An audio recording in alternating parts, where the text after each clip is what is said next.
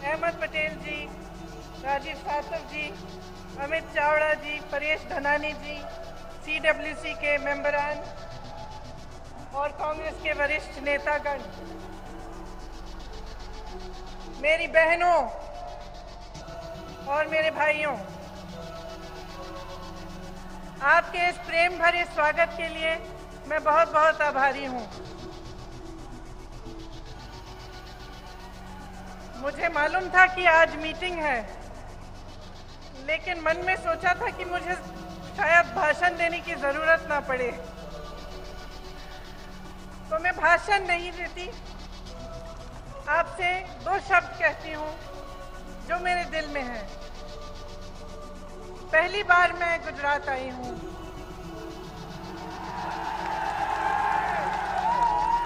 और पहली बार साबरमती के उस आश्रम में गई जहाँ से महात्मा गांधी जी ने इस देश की आज़ादी का संघर्ष शुरू किया था।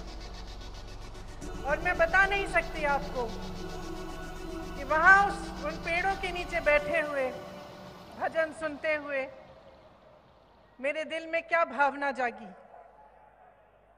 ऐसे लगा कि आंसू आने वाले हैं, क्योंकि मैंने उन देशभक्तों के बारे में सोचा जिन्होंने जीवन संघर्ष किया, जिन्होंने इस देश के लिए अपनी जान दी, सब कुछ त्याग कर दिया,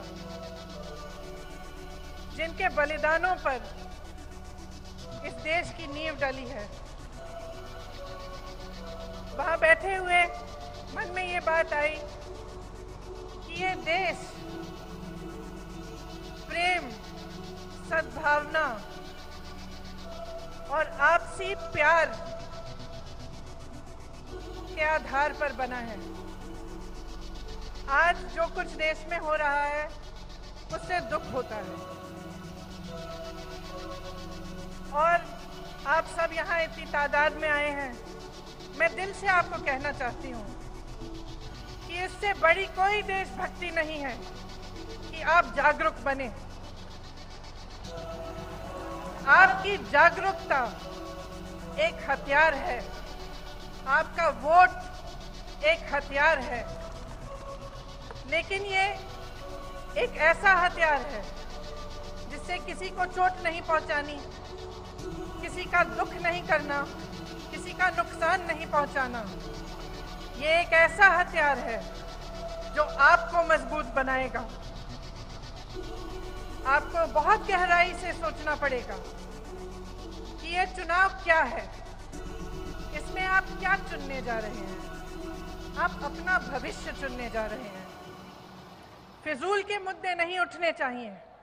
जो मुद्दे उठने चाहिए वो ये होने चाहिए कि आपके लिए सबसे महत्वपूर्ण क्या है, आप आगे कैसे बढ़ेंगे, नौजवानों को रोजगार कैसे मिलेगा, महिलाएं सुरक्षित कैसे महसूस करेंगी, अपने आप को आगे कैसे बढ़ेंगी, किसानों के लिए क्या किया जाएगा। ये चुनावी मुद्दे हैं और आपकी जागरूकता ही इन मुद्दों को आगे ला सकती है। तो मैं आपसे आग्रह करना चाहती हूं कि सोच समझ के इस बार आप निर्णय लें। जो आपके सामने बड़ी बड़ी बातें करते हैं, बड़े बड़े वादे करते हैं, उनसे पूछिए जो 2 करोड़ रोजगार जिनका उन्होंने आपको वचन दिया था, वो रोजगार कहाँ है। उनसे पूछिए कि जो 15 लाख आपके खाते में आने थे, वो 15 लाख कहाँ गए। जिन महिलाओं की सुरक्षा की बात करते थे, उन महिलाओं को किसने पूछा है इन 5 सालों में। सही सवाल करिए इस चुनाव में। आगे आने वाले 2 महीनों में आपके सामने तमाम मुद्दे उछाले जाएंगे। आपकी जागरूकता ही इस देश को बनाएगी। ये आपकी जिम्मेदारी है। आपकी देशभक्ति इसी में प्रकट होनी चाहिए। तो यहाँ पे जहाँ से हमारी आज़ादी की लड़ाई शुरू हुई थी, जहाँ से गांधी जी ने प्रेम की आवाज उठाई थी, सद्भावना की आवाज उठाई थी, अहिंसा की आवाज उठाई थी। मैं सोचती हूं यहीं से आवाज उठनी चाहिए। जो अपनी फितरत की बात करते हैं आपके सामने, आप उन्हें बताइए कि इस देश की फितरत क्या है। इस देश की फितरत है कि जर्रे जर्रे में सच्चाई ढूंढ के निकालेगी। इस देश की फितरत है कि नफरत की हवाओं को प्रेम और करुणा में बदलेगी। ये आवाज आप यहां से उठाइए। आने वाले दिनों में सही निर्णय लीजिए, सही मुद्दे उठाइए, सही सवाल करिए, क्योंकि ये देश आपका है, आपने बनाया है, मेरे किसान भाइयों ने बनाया है, मेरी बहनों ने बनाया है, जो रोज सुबह शाम मेहनत करती हैं, नौजवानों ने बनाया है। और किसी ने ये देश नहीं बनाया है, ये देश और किसी का नहीं है। इस देश की हिफाजत सिर्फ आप लोग कर सकते हैं।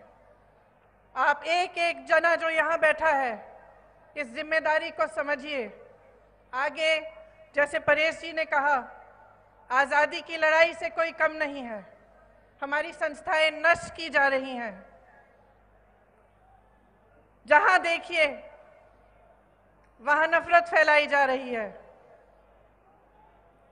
और हमारे लिए, आपके लिए इससे बड़ी चीज कोई नहीं हो सकती कि हम देश की हिफाजत करें, हम देश के लिए काम करें और देश के विकास के लिए आगे बढ़ें और इकट्ठे आगे बढ़ें। मैं आप सबको बहुत बहुत धन्यवाद देना चाहती हूं कि आपने मेरा यहाँ स्वागत किया और मुझे यहाँ बोलने का मौका दिया। जय हिंद।